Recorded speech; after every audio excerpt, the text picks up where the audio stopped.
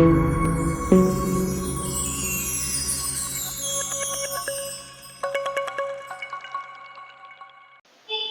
பொருள் கைகூடும் ஞானமும் புகழும் உண்டாம் வீடிகள் வலிய தாக்கும் வேரியங் கமலை நோக்கும் நீடிய அரக்கர் சேனை நீரு பட்டழிய வாகை சூடிய சிலை ராமன் தோல்வழி கூறுவார்க்கே. வணக்கம். ஜங்கம் டிவி நேயர்களை சனிப்பெயர்ச்சியின் வாயிலாக மீண்டும் ஒரு முறை சந்திப்பதில் பெரும் மகிழ்ச்சி அடைகிறேன்.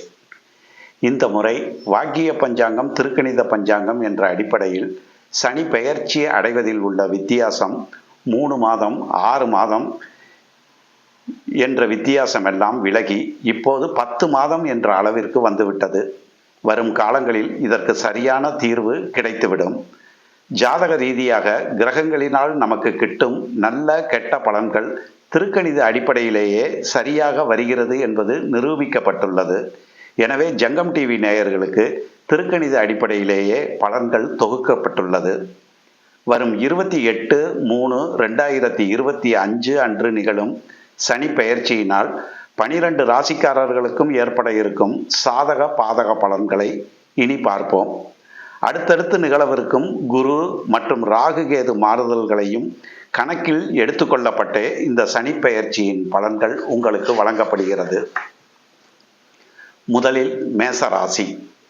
மேசராசி அன்பர்களுக்கு சனி 12ஆம் இடத்திற்கு வருகிறது. அதாவது 7.5 சனியின் முதல் 2.5 ஆண்டுகள் துவங்குகிறது. சனி மிகுந்த சுபரான குருவின் மீன ராசிக்கு வருவது உங்களுக்கு சுப விரயத்தையே கொடுக்கும். திருமணம், வீடு கட்டுதல், குழந்தை பேறு, பிரசித்தி பெற்ற புராதன திருக்கோயில்களுக்கு சென்று வருதல் போன்ற ஏற்றுக்கொள்ளக்கூடிய சுப விரயங்களே நடைபெற உள்ளன.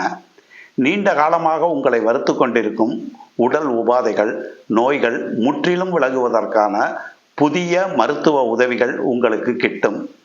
வேலை தேடும் அன்பர்களுக்கு வெளிநாடு மற்றும் வெளி மாநிலங்களில் வேலை கிட்டும் வாய்ப்பு ஏற்படும். பருவ வயதில் உள்ள மேசராசி அன்பர்கள் ஆண் பெண் இருபாலருக்கும் திருமணம் கைகூடி வரும். உங்கள் ஜாதகத்தில் உள்ள கிரக நிலைகளால் உங்களுக்கு திருமண தடைகள் இதுவரை ஏற்பட்டு இருந்தாலும் கூட இந்த சனி பெயர்ச்சியால் அந்த தடை நீங்கி திருமணம் கைகூடி வரும் என்பது இந்த பெயர்ச்சியினால் வரும் நன்மைகளுள் ஒன்று. வியாழக்கிழமைகளில் சித்தர்களை வணங்குவது, ஜீவ சமாதிகளில் தீபமேற்றி வருவது உங்களுக்கு ஒரு முத்தான பரிகாரமாகும். அடுத்து ரிஷபராசி. ரிஷபராசி அன்பர்களுக்கு கிரக நிலைகள் மிகவும் சுபத்துவமாக மாறியுள்ளது. உங்கள் ராசிக்கு 11ஆம் இடத்திற்கு வந்துள்ள சனி பகவான் நீண்ட காலமாக போராடி கொண்டிருந்த பல விஷயங்களை ஒரு முடிவுக்கு கொண்டு வந்துவிடும். மனதின் அபிலாசைகளை நிறைவேற்றும் 11ஆம் இடத்திற்கு சனி பகவான் வருவது ஒரு சிறந்த கிரக மாறுதல் ஆகும். பருவ வயதினருக்கு திருமணம் கைகூடி வருவதும், வருமானம் இல்லாமல் இருப்பவர்களுக்கு வருமானத்திற்கு ஒரு வழி பிறப்பதும், கைக்கு வர வேண்டிய பணங்கள் வந்து சேர்வதும் உண்மையிலேயே உங்களை திக்குமுக்காடச் செய்யும். ஜாதகத்தில் மிக மோசமான தசாபுத்திகள் நடப்பவர்களுக்கு கூட சற்று இளைப்பாறிக்கொள்ள அவகாசம் கிட்டும். குடும்பத்தில் சுபகாரியங்கள் தங்கு தடையின்றி நடக்கும். எதிர்பாராத இடங்களிலிருந்து உதவிகள் தேடி வரும். உத்தியோகம் பார்ப்பவர்களுக்கு பதவி உயர்வு கிட்டும். வயதான இந்த ராசி அன்பர்களுக்கு அவ்வப்போது உடல் உபாதைகள் ஏற்பட்டாலும் எளிய மருத்துவ சிகிச்சையினால் குணம் பெற முடியும். எல்லாவித நற்பலன்களையும் அதிகம் பெறுவதற்கு ஸ்ரீ மகாலட்சுமி தாயாருக்கு வெள்ளிக்கிழமைகளில் நெய் தீபம் ஏற்றி தரிசனம் செய்து வாருங்கள். அடுத்து மிதுன ராசி. மிதுன ராசி அன்பர்களுக்கு ஸ்ரீ சனி பகவான் 10ஆம் இடமான கர்ம காரியஸ்தானத்திற்கு வருகிறார். கடந்த சில வருடங்களாகவே இந்த ராசியினர் படும் சிரமம் சொல்லி மாளாது. இந்த சூழ்நிலையில் மிதுன ராசியினருக்கு சனி பெயர்ச்சி, குரு பெயர்ச்சி மற்றும் ராகு கேது பெயர்ச்சிகள் சற்று அனுகூலம் இல்லாமல் தான் இருக்கிறது என்று சொல்ல வேண்டியுள்ளது. குடும்பம், தொழில், வேலை, ஆரோக்கியம் போன்றவற்றில் கவனம் தேவை. 3ஆம் இடத்திற்கு வரவிருக்கும் கேது பகவானால் பிரச்சனைகளை சமாளிக்கும் மன தைரியமும் தன்னம்பிக்கையும் ஏற்படும். வேலை செய்யும் இடங்களில் நிர்வாகத்தினர் நியாயமில்லாமல் நடந்து கொள்வார்கள். பொறுமையாக கடந்து செல்லுங்கள். கணவன் அல்லது மனைவி உடல் நலத்தில் கவனம் தேவை. சிறிது காலத்திற்கு வெளியிடங்களில் உணவு உண்பதை தவிர்த்து விடுங்கள். வாகனங்களில் செல்லும் போது கவனம் தேவை. உங்கள் ஜாதகத்தில் யோகமான தசாபுத்திகள் நடைபெறுமானால் தீய பலன்கள் எதுவும் நடக்காது அல்லது கட்டுக்குள் இருக்கும். 2026 ஏப்ரல் மாதத்திற்கு மேல் நிலைமை அப்படியே தலைகீழாக மாறி நற்பலன்கள் ஏற்பட துவங்கிவிடும். அதுவரை சனிக்கிழமை தோறும் அருகில் உள்ள நரசிம்மர் கோயிலில் தீபமேற்றி வரவும். தினசரி நரசிம்ம பிரபத்தி 12 முறை பாராயணம் செய்து வர துன்பங்கள் உங்களை நெருங்காது. அடுத்து கடகராசி. கடகராசி அன்பர்களுக்கு இதுவரை 8ஆம் இடத்தில் அஷ்டமத்து சனியாக இருந்த சனி பகவான் 9ஆம் இடத்திற்கு செல்வது சற்று ஆறுதல் தான் என்றாலும், அதே 8ஆம் இடத்தில் 21/5/2025 முதல் ஸ்ரீ ராகு பகவான் வந்து அமரப்போவது தொல்லைகள் இன்னும் முழுமையாக விலகவில்லை என்பதையே காட்டுகிறது. குடும்பத்தில் வாக்குவாதம் செய்யாமல் சகித்து கொண்டு செல்வது பிரச்சனைகள் வளராமல் இருக்க உதவும். தொழிலில் அதிக முதலீடு செய்வதை தவிர்க்கவும். பணம் சம்பந்தப்பட்ட பொறுப்பான வேலையில் இருப்பவர்களுக்கு இது சோதனையான காலகட்டம். பணத்தை கையாளும் விஷயத்தில் கணக்கு வழக்குகளை பராமரிப்பதிலும் அதிக கவனம் தேவை. சற்று கவனக்குறைவாக இருந்தாலும் வீண் பழியை சுமக்க நேரிடும். திருமண வயதில் உள்ளவர்கள் வரனை தேர்ந்தெடுப்பதில் கவனமாக இருக்கவும்.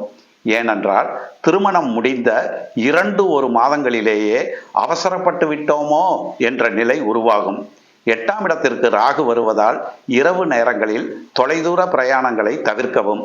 இது தவிர ஃபுட் பாய்சன் மற்றும் செரிமான கோளாறுகளும் ஏற்படும். ஜனன ஜாதகத்தில் வலுவான தசா புத்திகள் நடைமுறையில் இருந்தால் இதுவரை நான் சொன்ன அனுகூலமற்ற பலன்கள் அனைத்தும் அற்பமாய் மாறிவிடும். அஷ்டம மற்றும் பாக்கிய ஸ்தானத்தில் அசுப கிரகங்கள் இருப்பதால் கைப்பணத்தை எண்ணி எண்ணி செலவழிக்கவும். இப்பொழுது உங்களுக்கு தாய் அன்பு தேவை. எனவே காளிகாம்பாள், துர்க்கை போன்ற உக்கிர பெண் தெய்வங்களை வழிபட்டு வாருங்கள். அடுத்து சிம்மராசி. சிம்மராசி அன்பர்களுக்கு இதுவரை 7ஆம் இடத்தில் கண்டகச்சனியாக உலா வந்த ஸ்ரீ சனி பகவான் தற்சமயம் அஷ்டமத்தச்சனியாக அவதாரம் எடுக்கிறார். கணவன் மனைவி உறவில் இதுவரை ஏற்பட்டிருந்த பிணக்குகள் மற்றும் ஆரோக்கிய குறைபாடுகள் இனி படிப்படியாக குறைவதை பார்க்கலாம். ஏனென்றால் பரம சுபக்கிரகமான ஸ்ரீ குருவின் பார்வை உங்கள் ராசிக்கு 5 மற்றும் 7ஆம் இடங்களுக்கு கிடைக்க இருக்கிறது. உங்கள் குழந்தைகளின் திருமண விஷயத்தில் ஏற்பட்ட தடைகளும் கசப்பான அனுபவங்களும் விலகி சுப காரியங்கள் இனிதே நடைபெற உள்ளது. குரு, சனி ஆகிய 2 கிரகங்களின் பார்வையும் உங்கள் ராசிக்கு 5ஆம் இடத்திற்கு கிடைப்பதால் பக்தி மார்க்கத்தில் மனம் ஈடுபடும். குலதெய்வத்தின் பூரண அருள் இதுபோன்ற கிரக நிலைகள் அமையும் போதுதான் கிடைக்கும். விடாமல் கோயிலுக்கு செல்லுங்கள். தெய்வ அனுக்கிரகத்தை அள்ளி கொண்டு வாருங்கள். இது உங்களுக்கு கிடைத்த அரிய வாய்ப்பு. அஷ்டமத்து சனி வந்துவிட்டது என்று கலங்க வேண்டாம். இந்த நேரத்தில் குருவின் சஞ்சாரம் மிகவும் அனுகூலமாக அமைந்துவிட்டபடியால் எதிர்பாராத பணவரவும் திடீர் அதிர்ஷ்டங்களும் உங்களை தேடி வரும். நட்பு வட்டாரங்களில் சற்று கவனமாக இருக்கவும். வேலை மற்றும் தொழிலில் சலிப்பு சங்கட்டங்கள் ஏற்பட்டாலும் அதை சமாளிப்பதில் ஒன்றும் சிரமம் இருக்காது. அதாவது அந்த சங்கட்டங்களை பொறுமையோடு கையாளுங்கள். ஒரு சில மாதங்களில் அப்படியே புரட்டி போட்டது போல் நிலைமை மாறிவிடும். சந்தர்ப்பம் கிடைக்கும்போது திருப்பதிக்கு ஒரு முறை சென்று வாருங்கள்.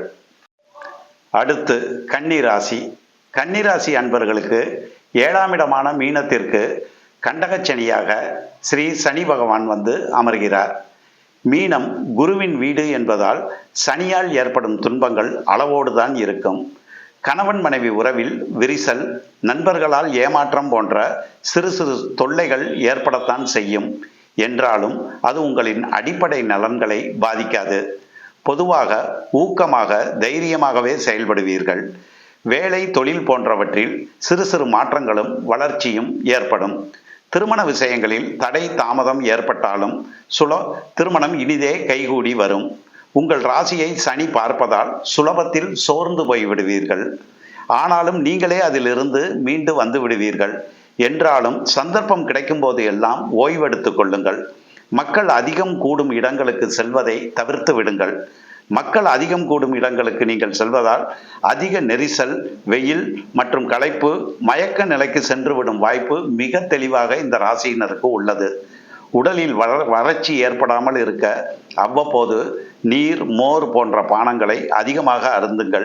இனி அடுத்து வரும் 2.5 ஆண்டுகளுக்கு கிரகங்கள் உங்களுக்கு தரும் எச்சரிக்கையாகும். வடநாட்டு திருத்தலங்களுக்கு செல்லும் வாய்ப்பு கிட்டும், பயன்படுத்திக் கொள்ளுங்கள். சனிக்கிழமை தோறும் சனீஸ்வரனுக்கு நல்லெண்ணெய் தீபம் ஏற்றி வழிபட்டு வாருங்கள். அடுத்து துலாம் ராசி. துலாம் ராசி அன்பர்களுக்கு ஸ்ரீ சனி பகவான் ருண ரோக சத்துருஸ்தானமாகிய 6ஆம் இடத்திற்கு வருவது மிகச்சிறந்த கிரக மாறுதல் ஆகும். மனதில் தைரியமும் தன்னம்பிக்கையும் அதிகரிக்கும். இதுவரை மனதை அரித்து வைத்த பல பிரச்சனைகளுக்கும் ஒன்றன் பின் ஒன்றாய் தீர்வு கிடைக்கும். உத்தியோகத்தில் இருப்பவர்களுக்கு இப்பொழுது பதவி உயர்வை எதிர்பார்க்கலாம். படித்துவிட்டு வேலையில்லாமல் இருந்தவர்களுக்கு மனதிற்கு இனிய வேலை கிடைக்கும். நோய்கள் கட்டுக்குள் வரும். எதிரிகள் பின்வாங்குவார்கள் அல்லது காணாமல் போய்விடுவர். ஏற்கனவே நீதிமன்ற வழக்குகளில் தீர்வு கிடைக்காமல் இருந்தவர்களுக்கு சாதகமான தீர்ப்பு கிட்டும். உங்கள் ராசிக்கு யோகரும் பூர்வ புண்ணியாதிபதியுமான ஸ்ரீ சனி பகவான் தற்சமயம் குருவின் வீடான மீனத்தில் சுபத்துவமாக வந்து அமர்வது என்பது சிறிய விஷயம் அல்ல. பக்தி மார்க்கத்தில் மனம் ஈடுபடும். புராதன திருக்கோயில்களுக்கு சென்று வரும் வாய்ப்பு கிட்டும். குழந்தைகளின் கல்வி, அவர்களின் உத்தியோகம் போன்ற விஷயங்களில் இப்பொழுது உங்களுக்கு மன நிறைவு கிட்டும். திருமண வயதில் உள்ளவர்களுக்கு நல்ல வரன் அமையும். இறைவனிடம் எதையும் கேட்காதீர்கள். நன்றியோடு கையெடுத்து கும்பிடுங்கள். செவ்வாய்தோறும் விநாயகருக்கு அருகம்புல் மாலை சாற்றி வழிபடுங்கள். நெய் தீபம் ஏற்றி வையுங்கள். அடுத்து விருச்சிக ராசி. விருச்சிக ராசி அன்பர்களுக்கு இதுவரை அர்த்தாஷ்டகஸ்தானமான 4ஆம் இடத்தில் இருந்த ஸ்ரீ சனி பகவான் குருவின் மீன வீடான 5ஆம் இடத்திற்கு மாறியிருப்பது ஒரு வகையில் நன்மை தரும் மாறுதலாகும்.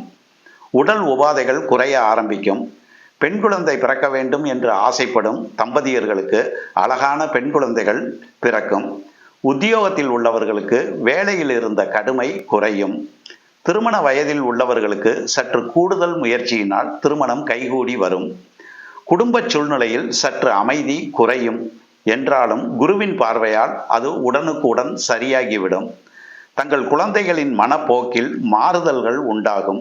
அதாவது அதிகமாக செலவு செய்வது, ஆடம்பரமாக இருக்க நினைப்பது, உங்களுக்கு பிடிக்காத செயல்களில் ஈடுபடுவது போன்ற இந்த இக்கட்டான நேரத்தில் பக்குவமாக பேசி அவர்களுக்கு புரிய வைப்பது நல்ல பலனை தரும். மனைவி அல்லது கணவனின் உடல்நிலையில் சற்று கவனம் தேவை. வியாழக்கிழமைகளில் தட்சிணாமூர்த்தி சன்னதியில் தீபமேற்றி வருவது உங்களுக்கு ஏற்படும் இக்கட்டுகளில் இருந்து பெருமளவில் உங்களை காத்தருளும்.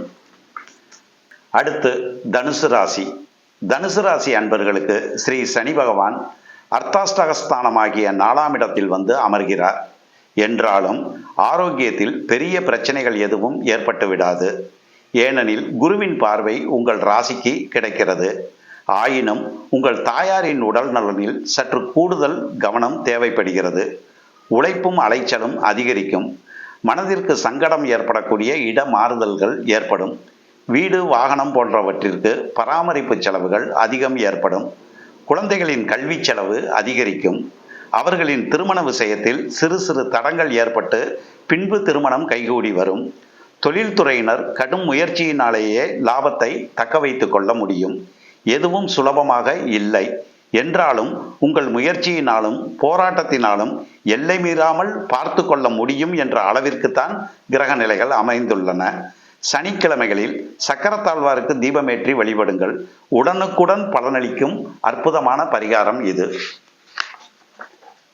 அடுத்து மகர ராசி. மகர ராசி அன்பர்களுக்கு ஸ்ரீ சனி பகவான் 3ஆம் இடமான திருதீய ஸ்தானத்திற்கு வருகிறார். 7.5 சனி என்ற கொடுமையான காலகட்டத்தில் இருந்து நீங்கள் முழுமையாக விடுபடுகிறீர்கள். குடும்ப சூழ்நிலைகளில் இனி நல்ல மாறுதல்கள் ஏற்படும். வருமானம் உயரும். மனதில் தன்னம்பிக்கையும் தைரியமும் ஊற்றெடுக்கும். உங்கள் ராசிக்கு தாய் போன்றவர் சனி பகவான். 7.5 சனி காலத்தில் உங்களுக்கு கருணை காட்டாதவர் இனி அளவிற்கு மீறி நற்பலன்களை உங்களுக்கு வாரி வழங்குவார். என்றாலும் பெரும் நன்மைகளை பெறுவதற்கு மேலும் ஒரு ஆண்டு காலம் காத்திருக்க வேண்டி உள்ளது. உங்களுக்கு நடக்கும் ஒவ்வொன்றும் காரண காரியத்தோடு தான் நடந்து கொண்டு இருக்கிறது. அவசரப்பட வேண்டாம். அனைத்து விதமான நற்பலன்களுக்கும் அனைத்து பிரிவினரும் இன்னும் 1 வருடம் காத்திருக்க வேண்டியுள்ளது. உங்கள் குழந்தைகளால் உங்களுக்கு மன நிம்மதி குறையும். இதுபோன்ற கிரக நிலைகள் அமையும் போது காவல் தெய்வங்களான கருப்பர், ஐயனார், முனீஸ்வரர், மாரியம்மன் போன்ற தேவதா சக்திகளை வாரத்தின் ஏதோ ஒரு கிழமைகளில் நெய் தீபம் அல்லது நல்லெண்ணெய் தீபம் ஏற்றி வழிபட்டு வருவது மிக அற்புதமான பரிகாரமாகும். அடுத்து கும்பராசியினர். கும்பராசி அன்பர்களுக்கு ஸ்ரீ சனி பகவான் உங்கள் ராசிக்கு அதிபதியானவர். அவரால் ஏற்படும் துன்பங்கள் அளவோடுதான் இருக்கும் என்ற கூற்று கடந்த 2.5 வருடங்களில் பொய்யாகி போனது. அனைத்து விஷயங்களிலும் செய்வது அறியாது திகத்தி போய் நிற்க வைத்து விட்டார். அந்த நிலை இனி மாற ஆரம்பித்துவிடும். 7.5 சனியின் இறுதி பாகத்திற்கு வந்துவிட்டீர்கள். தடைபட்ட காரியங்கள் இனி வேகமெடுக்க ஆரம்பிக்கும். உத்தியோகம் மற்றும் தொழில்துறையினருக்கு ஏற்பட்ட மந்த நிலை மாறி வருமானம் உயரும். இதுவரை சனி அமர்ந்திருந்த உங்கள் ராசிக்கு ராகு வர இருக்கிறார். இதுவும் தொல்லையான கிரக அமைப்புதான். என்றாலும் உங்கள் ராசிக்கு குருவின் பார்வை கிடைக்க இருப்பதால் வரும் பிரச்சனைகளை சமாளிப்பதில் சிரமம் இருக்காது. உங்கள் கணவர் அல்லது மனைவியின் உடல்நிலையில் சற்று கவனம் தேவைப்படுகிறது. குறிப்பாக தோல் சம்பந்தப்பட்ட நோய்கள் உண்டாகி குணமாகும். உங்கள் குடும்பத்தில் குழந்தை பேறு நிச்சயமாக கிட்டும். எதிர்பாராத இடங்களிலிருந்து பணவரவு கிட்டும். அதே நேரம் வந்த பணம் அனைத்தும் உடனே கரைந்துவிடும். சற்று நிதானித்தால் பணத்தை தக்க வைத்துக் கொள்ள முடியும். சந்தர்ப்பம் கிட்டும்போது காளஹஸ்திக்கு ஒரு முறை சென்று வாருங்கள். சனிக்கிழமை தோறும் துர்க்கைக்கு நல்லெண்ணெய் தீபம் ஏற்றி வழிபட்டு வருவது இந்த ராசியினருக்கு மிகச்சிறந்த பரிகாரமாகும். அடுத்து மீனராசி. மீனராசி அன்பர்களுக்கு ஸ்ரீ சனி பகவான் ஜென்மச்சனியாக மாறுகிறார். இது ஒரு கடினமான அமைப்புத்தான் என்றாலும் அவர் அமர்ந்திருப்பது பரம சுபக்கிரகமான குருவின் வீடுதான் என்பதால் கஷ்டங்கள் சமாளிக்கக்கூடிய அளவிற்குத்தான் இருக்கும். உத்தியோகம் மற்றும் தொழில் சார்ந்த விஷயங்களில் இடமாறுதல் ஏற்படும். அவ்விதம் ஏற்படும் மாற்றத்தை ஏற்றுக்கொள்ளுங்கள். பின்வரும் காலங்களில் நல்ல யோக நிலைகள் உருவாவதற்கு அது உதவியாக இருக்கும். சிலருக்கு கால் கைகளில் வலியும் குடைச்சலும் ஏற்படும். எளிய மருத்துவ சிகிச்சையினால் நோய் குணமாகும். ஏற்கனவே இரத்த அழுத்தம், நீரிழிவு போன்ற நோய் உள்ளவர்கள் உடல் நலனில் கூடுதல் கவனம் எடுத்துக்கொள்வது அவசியம் என்பதை கிரக நிலைகள் சுட்டிக்காட்டுகின்றன. உங்கள் ஜாதகத்தில் 6ஆம் இடம் மற்றும் 8ஆம் இடங்களில் ஏதேனும் கிரகங்கள் இருந்து தசாபுத்தி நடக்கும் பட்சத்தில் சிரமங்களின் அளவு சற்று அதிகரிக்கத்தான் செய்யும். இப்படி ஒரு சூழ்நிலையில் உள்ளவர்கள் சித்தர்களை வழிபடுவதும் ஜீவ சமாதிகளில் நெய் தீபம் ஏற்றி வைப்பதும் துயரங்களை உடனுக்குடன் நிவர்த்தி செய்யும். இது நம் முன்னோர்களின் வாக்கு. சிறிதளவும் பொய்க்காது. நம்பிக்கையுடன் செய்து வாருங்கள். நன்றி, வணக்கம்.